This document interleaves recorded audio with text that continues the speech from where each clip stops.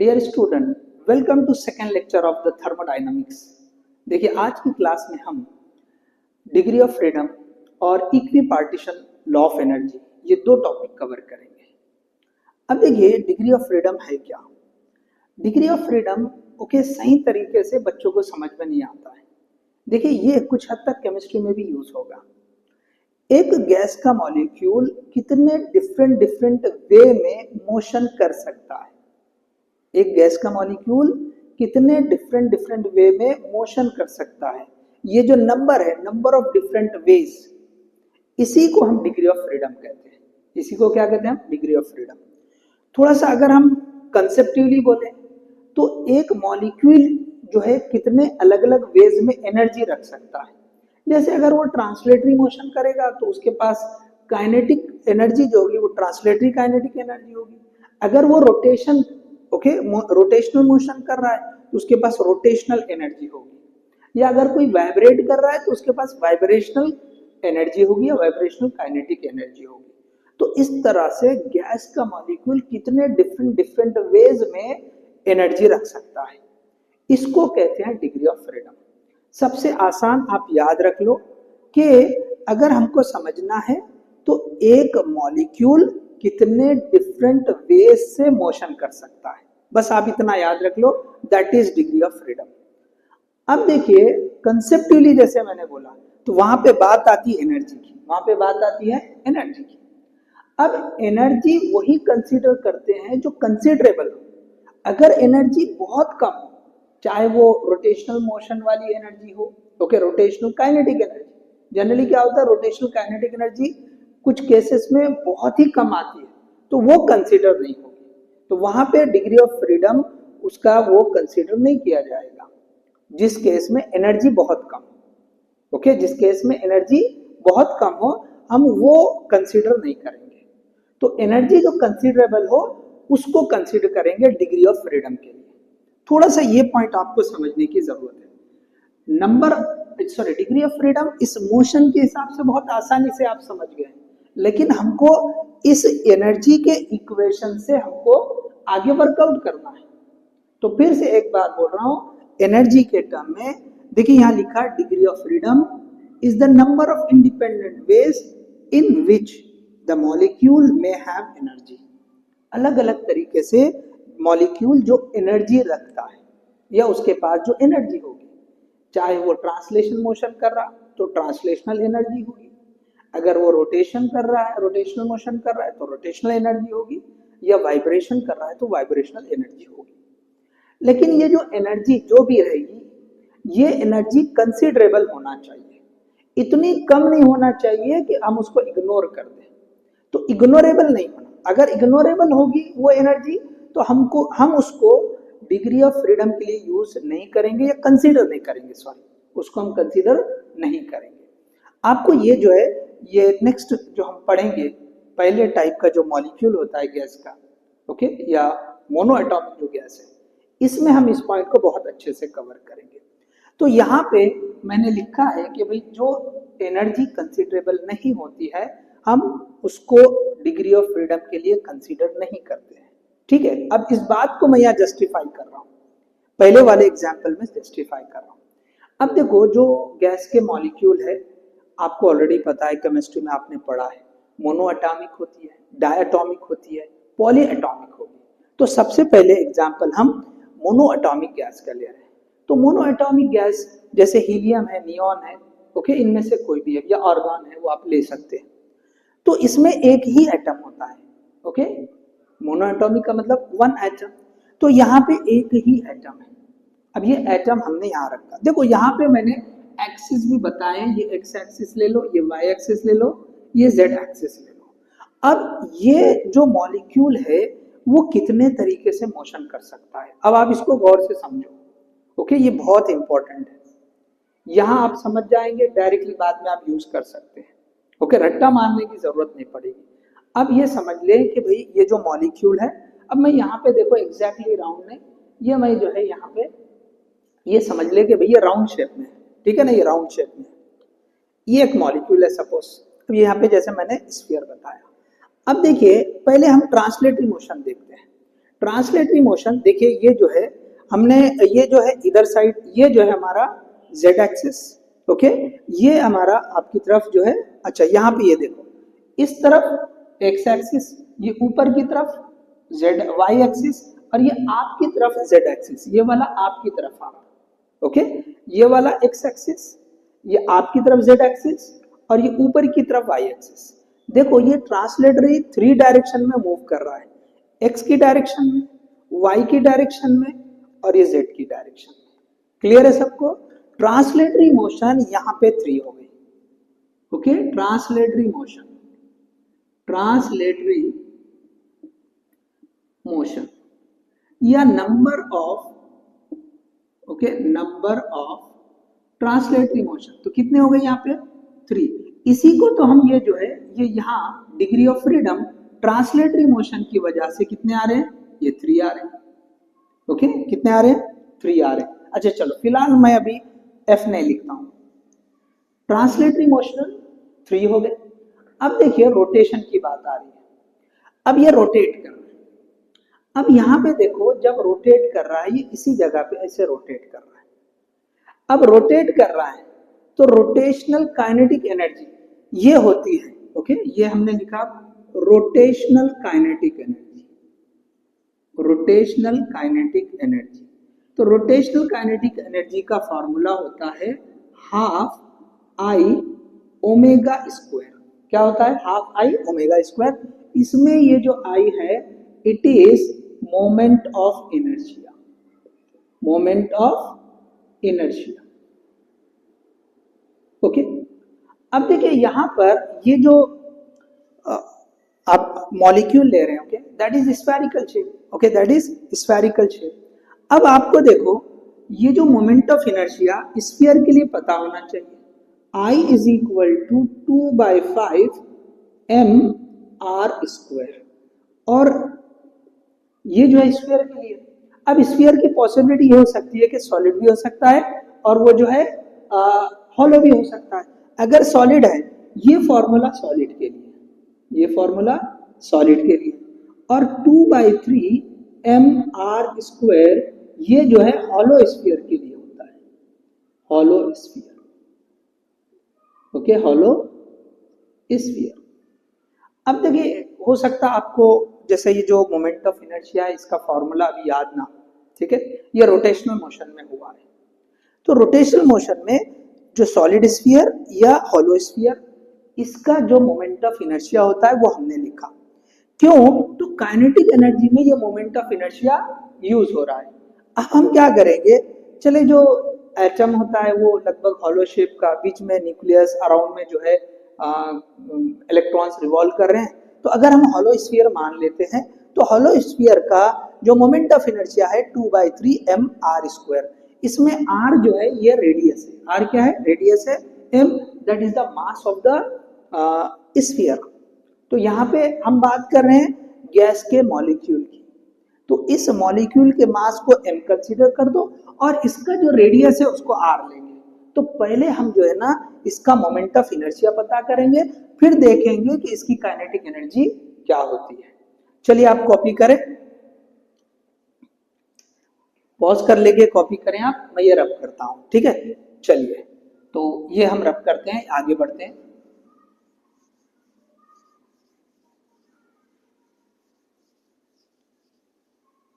Okay, चलिए बहुत आसान है, सिर्फ ये आपको कौन सी एनर्जी हम कंसीडर नहीं करेंगे और जो कंसीडरेबल नहीं होती है उसको हम जस्टिफाई करें, अदरवाइज बहुत सिंपल है, ये आप समझ ले, इसके बाद आगे का बहुत आसान रहेगा। चलिए तो हम पता करते हैं कि भाई मोमेंट ऑफ इनर्शिया क्या होगा। तो I इज इक्वल टू 2/3 ये m इंटू ये r², ये हमने लिख दिया। अब आप मुझे बताएं कि ये जो m है, मास ऑफ द एटम, वो बहुत कम होता है। इसी तरह से ये r, radius of the atom, ये भी बहुत छोटी क्वांटिटी है। जब इनका आप प्रोडक्ट लेंगे so it will be very very small. तो ये जो मोमेंट ऑफ इनर्शिया है इट विल बी अप्रोक्सीमेटली 0। क्यों? तो मास, ओके, अब आप देख लें, जो भी आप ये हीलियम ले लिए, तो हीलियम में क्या हो गया, 2 प्रोटॉन 2 न्यूट्रॉन हो गए, ओके, और इलेक्ट्रॉन भी अगर 2 है तो आप बहुत हो गया तो उसका मास कितना होगा 4 टाइम्स ऑफ mp या 4 amu। ओके, मास कितना होगा 4 amu। 4 amu it's a very small value, बहुत छोटी वैल्यू है। अब उसको हम जो है आर स्क्वायर, ये जो आर है it is also very very small. Okay, ये 1 फर्मी के रेंज में होता है 10⁻⁻15। ये किस रेंज में होता है, दिस इज 10⁻⁻15 मीटर के रेंज में होता है। ओके, 10⁻⁻15 के रेंज में होता है, और ये जो है 10⁻26 -26 के रेंज में होगा अप्रोक्सीमेटली मान लें।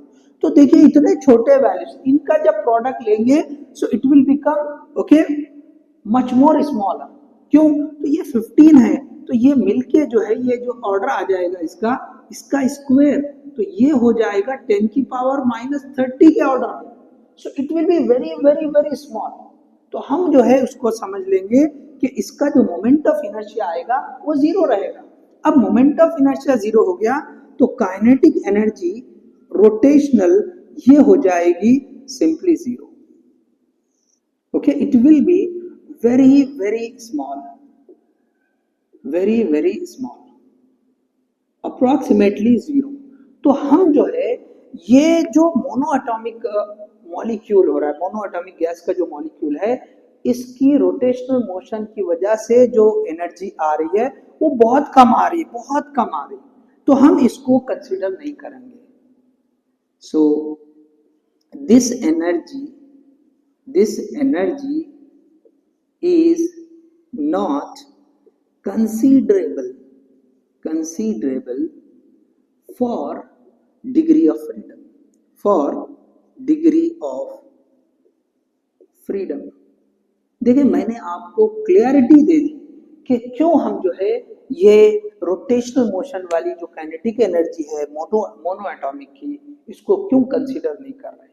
जनरली क्या होता है कि मोनो एटॉमिक गैस है, कितना है degree of freedom, degree of freedom है 3, बस हो गया। ओके, क्योंकि ट्रांसलेटरी मोशन आपको समझा दी जाती है तो भाई x की डायरेक्शन, ये y की डायरेक्शन, ये z की डायरेक्शन, वो 3 आ गया। और बताया जाता है कि रोटेशनल मोशन में डिग्री ऑफ फ्रीडम नहीं आता। क्यों नहीं आता है, उसकी वजह ये है।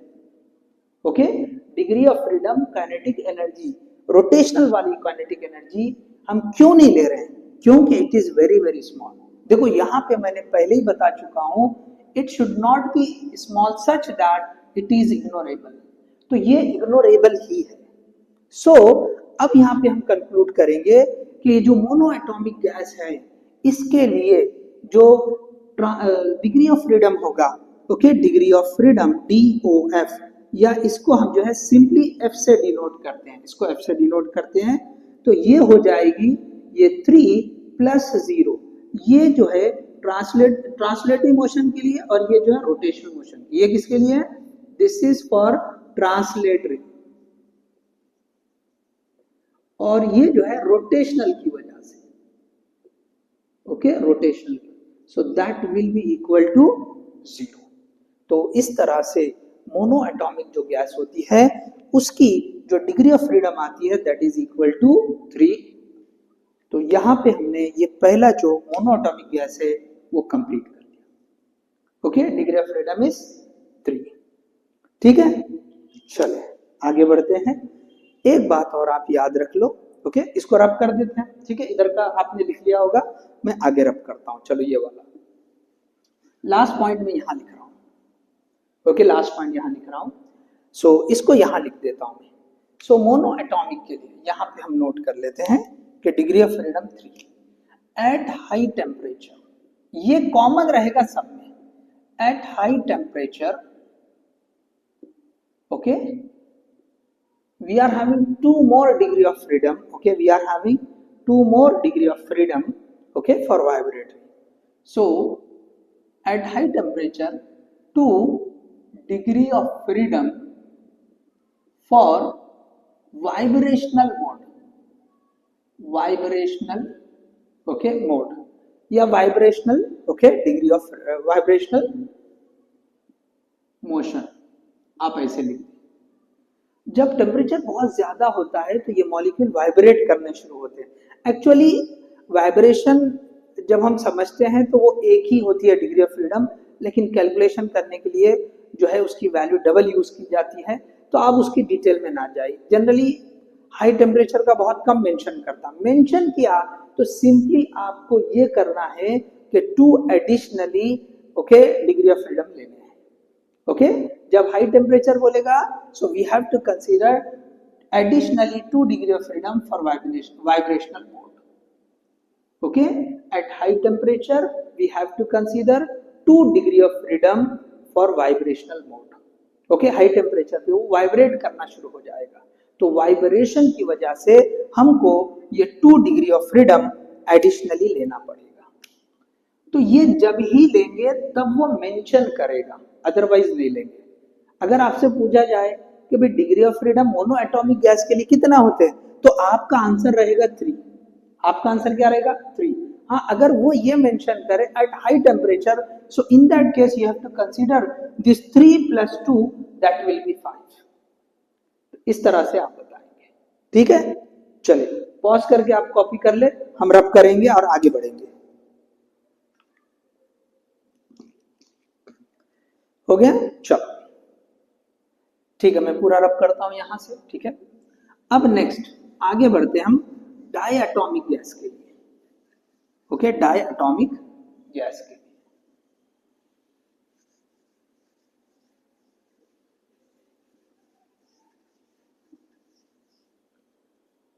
ओके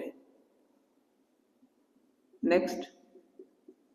अब देखिए यहां से बहुत आसान, diatomic gases. Okay, degree of freedom for diatomic gases. चलिए डायटोमिक गैसेस बहुत सिंपल एग्जांपल, आप जो है हाइड्रोजन गैस ले सकते हैं, O2 ले सकते हैं, N2 ले सकते हैं, एक्सेट्रा। ठीक है, अब ये जो गैस है इसके एक मॉलिक्यूल में 2 एटम रहेंगे। ओके, इसके एक मॉलिक्यूल में 2 एटम रहेंगे। चलिए मैं यहाँ पे बता देता हूँ। देखो ये एक मॉलिक्यूल हो गया, इसके साथ यहाँ पर ओके ये दूसरा मॉलिक्यूल भी इसके साथ यहाँ रहेगा। So we are having 2 atoms in a molecule. Okay, यहाँ पे दो एटम रहेंगे इस एक मॉलिक्यूल में। ठीक है, अब देखिए यहाँ पे पहले आप ट्रांसलेटरी देखिए, translatory degree of freedom translatory motion से कितने आएंगे, और दूसरा rotational. Okay, rotational degree of freedom, rotational degree of freedom, rotational degree of freedom. अभी देखिए इस केस में हम दोनों को चेक करेंगे। यहां पर 2 मॉलिक्यूल है, इस तरह सॉरी 2 एटम है, उन दोनों को मिलकर एक मॉलिक्यूल बना है। अब इसकी किस तरह की अलग अलग वेज में मोशन हो सकती है वो हम देखेंगे। पहले चेक करेंगे ट्रांसलेटरी। अब आप देखिए ट्रांसलेटरी मोशन किस तरह की हो सकती है, आप गौर से देखें। ये एक एंड और ये एक, यहाँ पे एक एटम, यहाँ पे एक एटम बना है। अब देखिए ये जो है एक्स की डायरेक्शन में जा रहा है, ये एक हो गया। दूसरा ये वाई की डायरेक्शन में जा रहा है, ये तीसरा जेड की डायरेक्शन में जा रहा है। ठीक है, ये एक्स, ये वाई और ये Z. So 3 translatory motion we are having, 3 translatory degree of freedom हमें मिले। ट्रांसलेटरी मोशन की वजह से 3 मिल गया। अब देखिए रोटेशन की वजह से देखें तो देखो एक एक्सिस जो आपकी तरफ जा रहा है, अगर मैं उसको ऐसे बता दूं कि भाई ये जो है आपकी तरफ जा रहा है, ये वाला एक्स। अब देखिए एक्स एक्सिस के अराउंड में ये ऐसे घूम सकता है, तो ये एक रोटेशन हो गई। ठीक है, ये ऐसे घूम रहा है। दूसरी पॉसिबिलिटी है ये ऐसे, अगर हम ये एक्स की डायरेक्शन, ये वाई की तरफ घूम गया, अब ये एक्स की तरफ, ये एक्स की तरफ ऐसे घूमेगा। ठीक है, ये एक्स की तरफ ऐसे घूमेगा, लेकिन अब वाई की तरफ अब घूम नहीं सकता।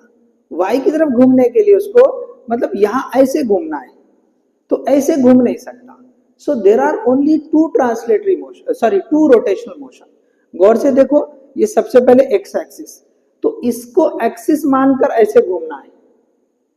ठीक है, ये आप गौर से देखो, ये एक्स एक्सिस है, ये एक्सिस इसमें से पास हो रहा है, सपोज ये रोटेट हो रहा है, इसी तरह से अगर ये ऐसे हो जाता है, ये एक्स एक्सिस, सॉरी ये जेड एक्सिस है, ये एक्स एक्सिस है, ये दूसरा एक्सिस, ये ऐसे घूम रहा है, ठीक है।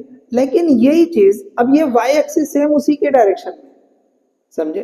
तो इसके अराउंड में मतलब ये ऐसे घूमना पड़ेगा, ये ऐसे, तो ऐसे नहीं घूम सकता, ये ऐसे ऐसे घूमेगा। तो यहाँ पे जो तीसरी जो रोटेशनल मोशन होगी, ये मोमेंट ऑफ इनर्शिया जैसे देखो ये कम हो जाएगा, समझो, मोमेंट ऑफ इनर्शिया बहुत कम हो जाएगा, ये इस इतना ही रेडियस पर ही होगा। तो ये वाली जो थर्ड वाली है, this rotational energy will not be consider, so two rotational energy will be consider. आप गौर से वापस देखें, ओके, पॉज करके आप वापस देखें तो आपको समझ में आ जाएगा। एक बार फिर से मैं बता देता हूं, सपोज ये जेड एक्सिस, तो ये जेड एक्सिस को ये ऐसे घूम रहा है, ये ऐसे, इधर वाई एक्सिस ये ऐसे घूम रहा है, ठीक है। और ये जो है ये वाई एक्सिस, तो वाई एक्सिस के अराउंड में घूमना ऐसे ऐसे, तो ये ऐसे ऐसे घूम रहा है। तो ये वाले केस में जो रोटेशनल काइनेटिक एनर्जी है वो बहुत कम आएगी, इग्नोरेबल आएगी। So we have to consider only two rotational degree of freedom. So total यहाँ पे डिग्री ऑफ फ्रीडम आ जाएगी, degree of freedom that is F is equal to 5, F is equal to 5 and at high temperature, ये same आप use कर ले, at high temperature 2 degree of freedom for vibrational motion you can consider, ठीक है। समझ में आ गया आपको। जो डायटोमिक गैसेस है उसमें डिग्री ऑफ फ्रीडम कितना आता है, 5 आता है। चलिए तीसरा नेक्स्ट पढ़ते हैं हम, poly atomic, poly atomic, poly atomic gases. तो इसमें हम जनरली एग्जांपल ट्राई एटॉमिक का ले लेते हैं समझने के लिए। ट्राई एटॉमिक गैसेस के लिए कितना डिग्री ऑफ फ्रीडम आएगा, ओके, ट्राई एटॉमिक गैसेस के लिए कितना डिग्री ऑफ फ्रीडम आएगा। अब इसमें देखिए दो चीजें, दो पॉसिबिलिटी है कि ट्राई एटॉमिक में दो पॉसिबिलिटी बन सकते हैं, एक हो सकता है लीनियर और दूसरा हो सकता है नॉन लीनियर। ये मॉलिक्यूल का टाइप बता रहा हूं, नॉन लीनियर और लीनियर। अब ये देखिए यहां समझ में आ जाएगा, अगर तीनों मॉलिक्यूल ऐसे एक ही लाइन में, कैसे भी लाइन हो सकती है, मतलब ऐसी ऐसी कैसी भी हो सकती है, but they are in a line, तो उसको बोलते हैं हम लीनियर। और अगर ये लीनियर नहीं है, इस तरह का कुछ शेप बन रहा है, ये ऐसे कनेक्टेड है, सो this is non linear gas molecule. Try atomic ये लीनियर वाला, ये नॉन लीनियर वाला। यहां पे डिग्री ऑफ फ्रीडम ट्रांसलेटरी अगर देखेंगे, ट्रांसलेटरी डिग्री ऑफ फ्रीडम और rotational, rotational degree of freedom. अब यहां पे दोनों के लिए लिखेंगे, ये जो है हम दोनों के लिए लिख देंगे। चलिए, तो ये हम नॉन लीनियर के लिए और यहाँ पे ये लीनियर के लिए लिखेंगे, this is for linear and this is for non linear, हम ऐसे लिखेंगे। अब आप देखिए लीनियर वाला केस एग्जैक्टली ऐसे ही बन रहा है, मतलब अगर आप ये ट्रांसलेटरी अगर देखेंगे, जैसे मैंने अभी बताया था कि भाई आप ये समझ ले, ओके, ये वाले केस के लिए, अच्छा यहीं से बताता हूं, ये वाले केस के लिए सेम ऐसा ही हो रहा है, यहाँ पे एक एटम, यहाँ पे एक एटम, बीच में एक एटम, तीनों ये एक लाइन में। तो इसके लिए कैसे बताया था मैंने कि भाई ये जेड एक्सिस की तरफ, ये एक्स एक्सिस की तरफ, ये वाई एक्सिस की तरफ, still we are having 3 translatory degree of freedom, या 3 ट्रांसलेटरी मोशंस हो रहे हैं। अब रोटेशनल मोशन की जो बात करेंगे, रोटेशनल डिग्री ऑफ फ्रीडम या रोटेशनल मोशन, तो जैसा इसमें हो रहा है वैसा ही होगा। मतलब कि भाई ये जो है हमने जेड एक्सिस ले लिया, तो ये जेड एक्सिस देखो, पिछले बार नहीं समझा तो और एक बार देख लो, ये ट्राई एटॉमिक है, यहाँ पे एक एटम, यहाँ पे एक एटम, यहाँ पे एक एटम, अब ये ऐसे घूम रहा है, समझ में आ रहा है। चलो ये ऐसा ऐसे अच्छे से समझ में आएगा, ये ऐसे घूम रहा है, ये जेड एक्सिस, ये वाई एक्सिस अब ऐसे घूम रहा है, ठीक है, और वाई एक्सिस ऐसा है, तो ये वाई एक्सिस के अराउंड ऐसे घूम रहा है। तो ये वाले केस में एनर्जी बहुत कम आएगी, इग्नोरेबल आएगी, तो हम दो ही कंसीडर करेंगे। तो लीनियर ट्राइएटॉमिक गैस के लिए rotational degree of freedom is 2, तो यहाँ पे degree of freedom F will be यहाँ 5 आ जाएगा, यहाँ पे कितना आ जाएगा, 5 आ जाएगा। वही केस अगर हम नॉन लीनियर के लिए देखेंगे, तो देखो translatory it's very simple, translatory जो है ये सिंपल है।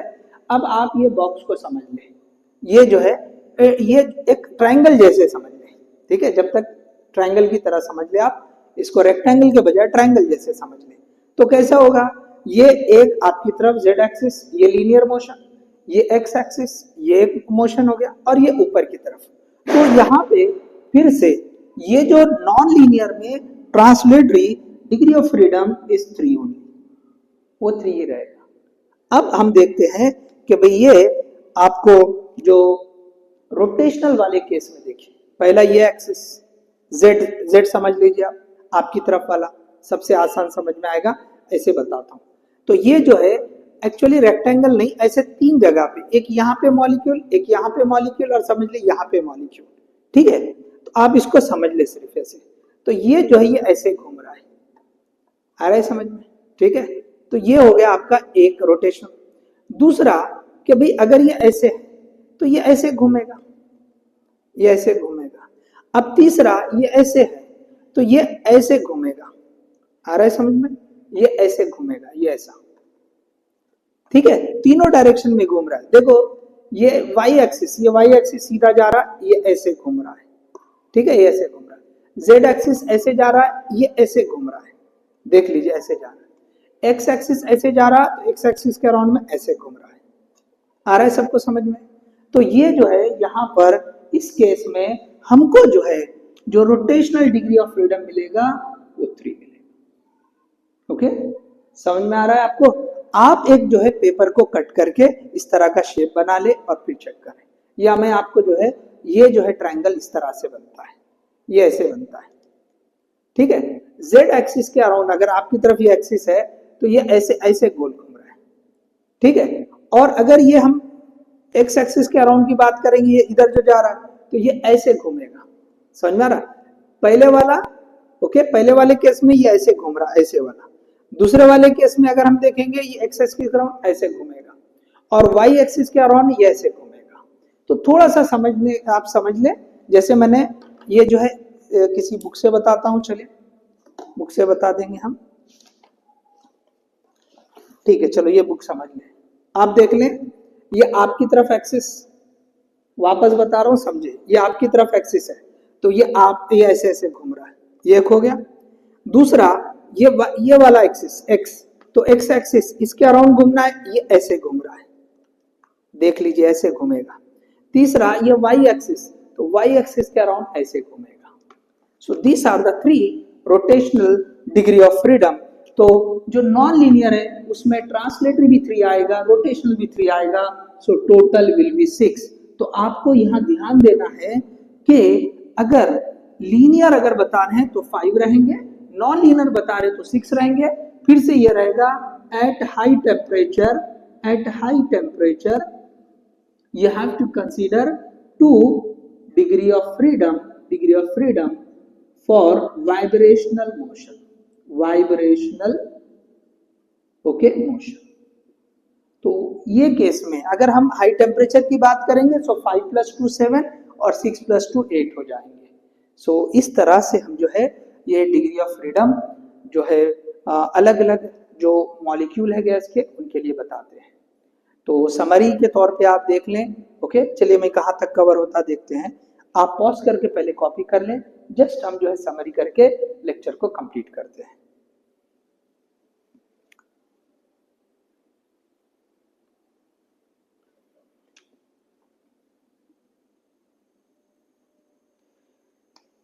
चलिए कॉपी कर लिया, रब करते हैं। चलो मैं यहाँ पे जो है ना समरी कर लेता हूँ। चलिए फास्ट। अब देखिए यहां पर हमने मोनो एटॉमिक ओके, उसके बाद नेक्स्ट डाया एटॉमिक, तीसरा ओके पॉली एटॉमिक। तो जिसमें हम यहाँ पे ट्राई एटॉमिक वाला एग्जांपल ले रहे हैं, डायरेक्टली मैं लिख देता हूं। ओके, ट्राई एटॉमिक क्या ले रहे हैं हम, ट्राई एटॉमिक। ये ले रहे हैं हम लीनियर, और फाइनली हम ले रहे हैं ट्राई एटॉमिक नॉन लीनियर। अब यहां पे देखिए, ये जो है हम टेबल बनाते चलते हैं। चलो ये इस तरह का, ये हमने ट्रांसलेटरी, ये रोटेशनल, ओके, और ये जो है टोटल। तो ये इस तरह से, चलिए इधर का भी हम रफ कर देते हैं, ये वाला भी।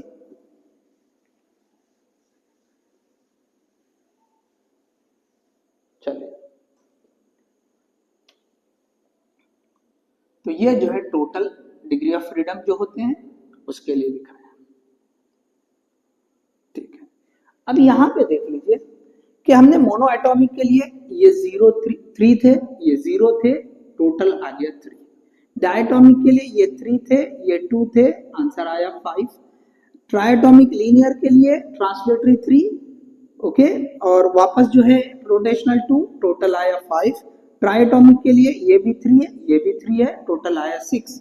और additionally, okay, for high temperature, okay, for high temperature, at high temperature we are having 2 degree of freedom for vibrational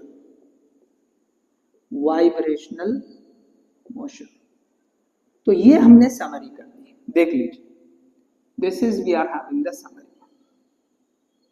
okay, this is we are having the summary।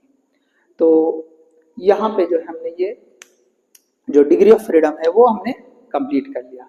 चलिए अगले टॉपिक की तरफ बढ़ते हैं, that is equipartition law, okay, law of equipartition energy. चलिए अब इसको rough करते हैं, कॉपी कर लीजिए, रफ कर लेंगे।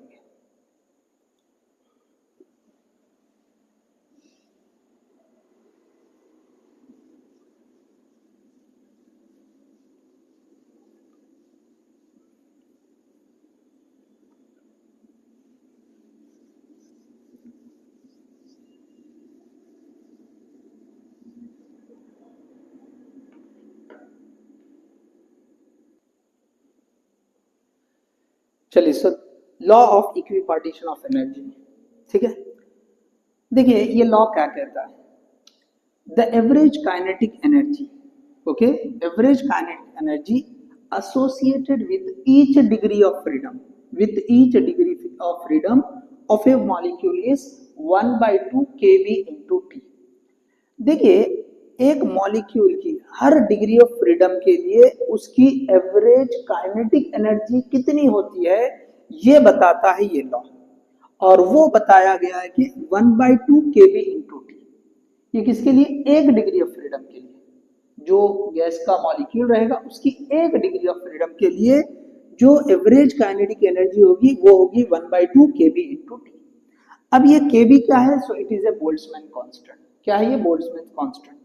ये बोल्ट्जमैन कांस्टेंट को जो यूनिवर्सल गैस कांस्टेंट है उससे इस तरह से रिलेट किया जाता है, kV is equal to R divide by Na। तो ये जो Na है वो एवोगाड्रोस नंबर है, okay, Na is Avogadro's number. अब देखिए इस इक्वेशन से यूनिवर्सल गैस कांस्टेंट को लिखा जा सकता है R is equal to Na into kV, okay, Na into kV।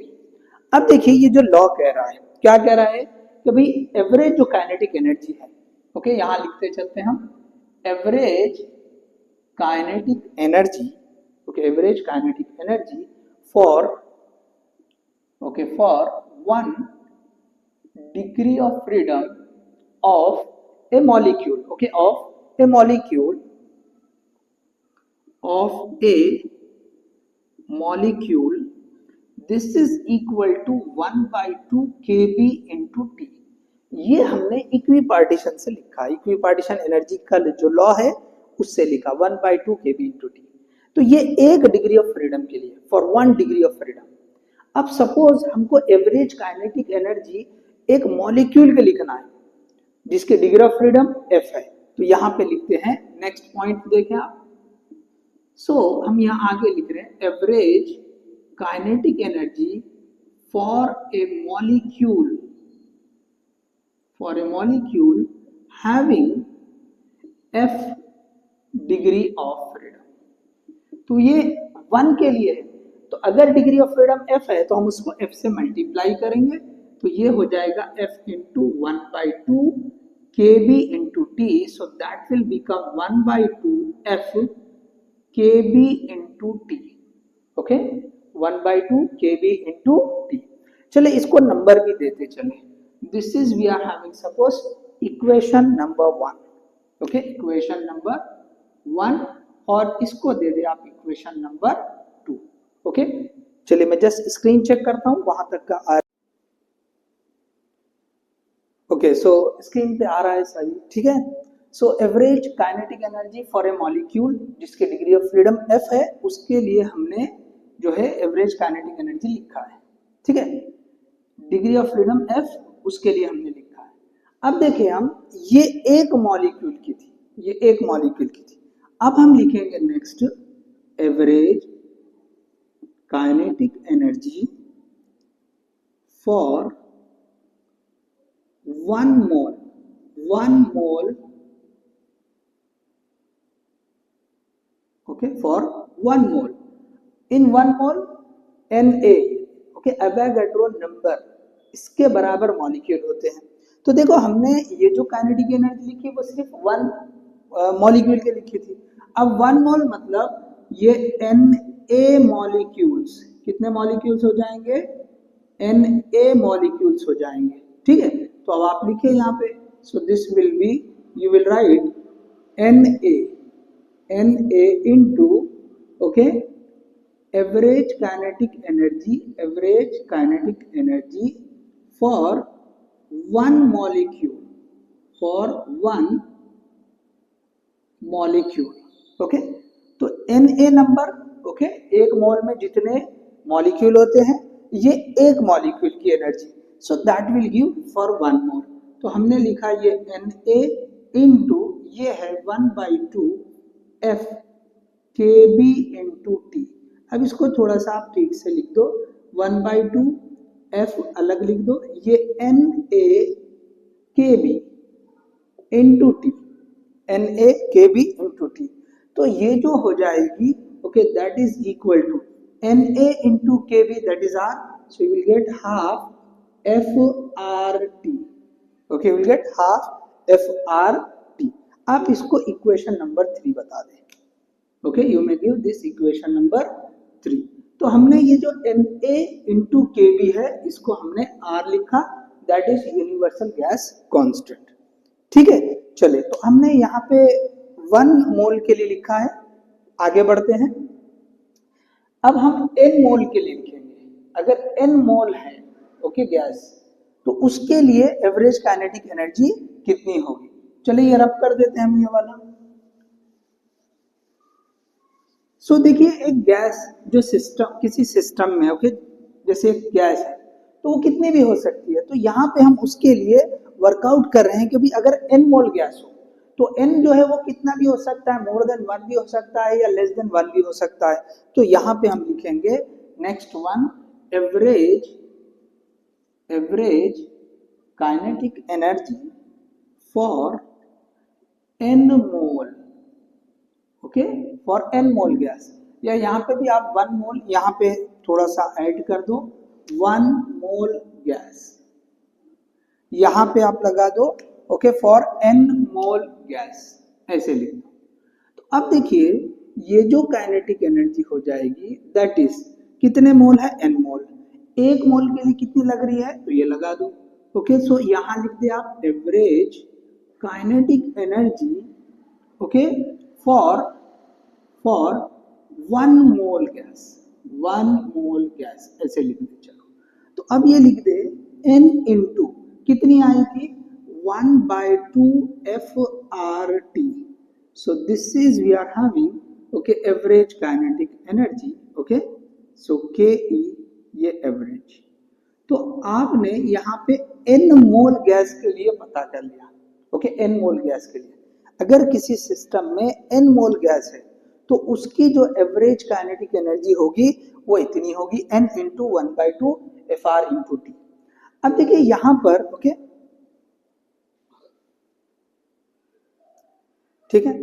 अब देखिए हमने जो है आइडियल गैस के लिए पढ़ा था, फॉर आइडियल गैस क्या पढ़ा था हमने कि जो इंटरनल एनर्जी होती है वही उसकी वो जो है उसकी काइनेटिक एनर्जी के बराबर होती है। तो पर अब यहाँ पे आप मेंशन कर दें, okay, as we know that, okay, यहाँ पे आप मेंशन कर दो as we know that for ideal gas internal energy is equal to kinetic energy, okay, is equal to kinetic energy. तो यहाँ पे ओके ये जो इंटरनल एनर्जी होगी U will be equal to this kinetic energy, so you can write this U is equal to N into 1 by 2 FR ये T, okay. तो ये हमारे लिए इंटरनल एनर्जी की इक्वेशन आ गई है। अब देखो इसको आप जो है, चलो एक स्टेप हम थोड़ा ये आगे लिख देते हैं। चलो इसको मैं आगे लिखता हूं, बस यहाँ पे लिख दो दिस इज के ई एवरेज। इसको आगे कंटिन्यू करेंगे। चलिए आपने कॉपी कर लिया होगा, so will just rub this one, ठीक है। चलो ये हमने रब कर दिया, ठीक है। चलिए अब देखिए हम लिख रहे हैं कि भाई internal energy, so U is equal to average kinetic energy for this one. तो ये n मोल गैस के लिए तो n into 1 by 2 FRT। So this is we have got the internal energy of the system. देख लीजिए सबसे पहले हमने जो इक्वेशन 1 लिखा था, मैंने जो अभी रख किया, okay, average kinetic energy for 1 molecule, sorry 1 degree of freedom लिखा था, जो लॉ इक्विपार्टीशन लॉ जो बताता है उसके हिसाब से। उसके बाद हमने 1 मॉलिक्यूल के लिए लिखा, उसके बाद हमने 1 मोल के लिए लिखा, उसके बाद हमने n मोल के लिए लिखा। अब ये जो काइनेटिक एनर्जी है यही तो इंटरनल एनर्जी होती है आइडियल गैस में, तो यहाँ पे हमने लिख दिया U is equal to n into 1 by 2 FRT। अच्छा अब देखिए अगर ये हम जो है चेंज के हिसाब से लिखें, since change in internal energy will be equal to change in kinetic energy, so therefore we can write delta U is equal to n into 1 by 2 FR delta T। देखिए यहाँ पे हमने सिर्फ टेम्परेचर को चेंज करते हुए बताया, क्यों? तो ये जो रिमेनिंग टर्म्स है all are constant, n number of mole, 1 mole, 2 mole, 5 mole, okay, it's a constant value. इसी तरह से 1 बाई 2 डिग्री ऑफ फ्रीडम, किसी पर्टिकुलर गैस के लिए डिग्री ऑफ फ्रीडम कांस्टेंट रहेगा। इसी तरह R यूनिवर्सल गैस कांस्टेंट, तो ये सारे टर्म कांस्टेंट है। तो इसका मतलब यहाँ पे जो चेंज होगा वो टेम्परेचर। तो इसको देख के ये सारे टर्म कांस्टेंट है, तो I can write delta U is directly proportional to delta T। Internal energy जो है डायरेक्टली प्रोपोर्शनल किसके? चेंज इन टेम्परेचर के। So internal energy is directly proportional to change in temperature. तो हमने जो है यहाँ तक हम पहुंच चुके हैं। सो this is for ideal gas. ये किसके लिए है? This is for ideal gas, this is for ideal gas. तो हो आपको ये समझ में आ गया होगा, ठीक है। सो आइडियल गैस के लिए चेंज इन इंटरनल एनर्जी, देखो ये U नहीं है, दिस इज V ओनली। थोड़ा सा मैं वापस बना देता हूँ, ठीक है, this is U। Change in internal energy is directly proportional to change in temperature. तो देखिए आज की क्लास में हमने डिग्री ऑफ फ्रीडम पढ़ा, ठीक है। डिग्री ऑफ फ्रीडम पढ़ने के बाद जो अलग अलग गैसेस के लिए डिग्री ऑफ फ्रीडम अलग अलग आता है, हमने ये पढ़ा कि एक जो मॉलिक्यूल होगा, किसी गैस का मॉलिक्यूल, वो कितने उसके इंडिपेंडेंट मोशन हो सकते हैं, so that is the degree of freedom. उसके बाद सेकेंड पार्ट इसमें जो हमने पढ़ा, वो हमने पढ़ा कि भैया law of equipartition of energy. तो ये जो है बताता है कि एक मॉलिक्यूल की एक डिग्री ऑफ फ्रीडम के लिए जो एनर्जी होती है वो 1/2 kB इंटू टी होती है। हमने इसके थ्रू आगे बढ़ते हुए पहले मॉलिक्यूल की सिर्फ एक डिग्री ऑफ फ्रीडम के लिए एनर्जी लिखा अकॉर्डिंग टू लॉ, फिर हमने एक मॉलिक्यूल के लिए कितनी जो है एनर्जी होगी, इस तरह से 1 मोल के लिए कितनी एनर्जी होगी, इसी तरह से हमने n मोल के लिए कितनी काइनेटिक एनर्जी होगी, ये हमने लिखा, ये हमने पढ़ा। फिर आखिर में हमने क्या किया कि भाई जो आइडियल गैस होती है उसकी इंटरनल एनर्जी काइनेटिक एनर्जी के बराबर ही होती है। तो हमने उसी काइनेटिक एनर्जी को बताया कि ये इंटरनल एनर्जी है और ये इक्वेशन हमने लिखा। आप इसको जो है नेक्स्ट जो भी नंबर रहेगा आप वो बता सकते हैं। 3 के बाद जो है आप जो है ये इसको 4 दे दें, ओके, इसको 5 दे दें, इसको आप 6 दे दें, ठीक है। तो हमने बाद में जो है इंटरनल एनर्जी के अंदर जो चेंज आएगा so that will be same as the change in kinetic energy. तो उसके अकॉर्डिंग हमने finally delta U is equal to n into 1/2 FR into delta T लिखा और यहाँ देखा कि ये सारे टर्म कांस्टेंट है तो delta U is directly proportional to delta T. तो ये जो है हमने आज की क्लास में स्टडी किया, पढ़ा है। अब देखिए अभी और कुछ जो है थ्योरेटिकल छोटे छोटे पॉइंट्स अभी बचे हैं, जैसे स्पेसिफिक हीट है, हीट कैपेसिटीज। हीट कैपेसिटीज का डिग्री ऑफ फ्रीडम के साथ रिलेशन, ओके, और हीट कैपेसिटी का एडियाबैटिक कांस्टेंट जो होता है गैमा उसके साथ रिलेशन। तो ये कुछ थ्योरेटिकली या छोटे छोटे टॉपिक्स हैं, तो नेक्स्ट लेक्चर में हम इसको कवर करेंगे। तो उसके बाद देखो ये सारी चीजें जो इंट्रोडक्शन और बेसिक पॉइंट जो है वो हो जाएंगे, तो फिर हम उसके बाद के सेशन में इन सारे टॉपिक पर हम जो है न्यूमेरिकल्स लेंगे। तो लेक्चर 1, लेक्चर 2 और लेक्चर 3 इन तीनों के बेसिस पर हम जो है 4th सेशन में या 4th लेक्चर में हम न्यूमेरिकल्स लेंगे, ठीक है। तो आज की क्लास में इतना ही। Thank you, all the best.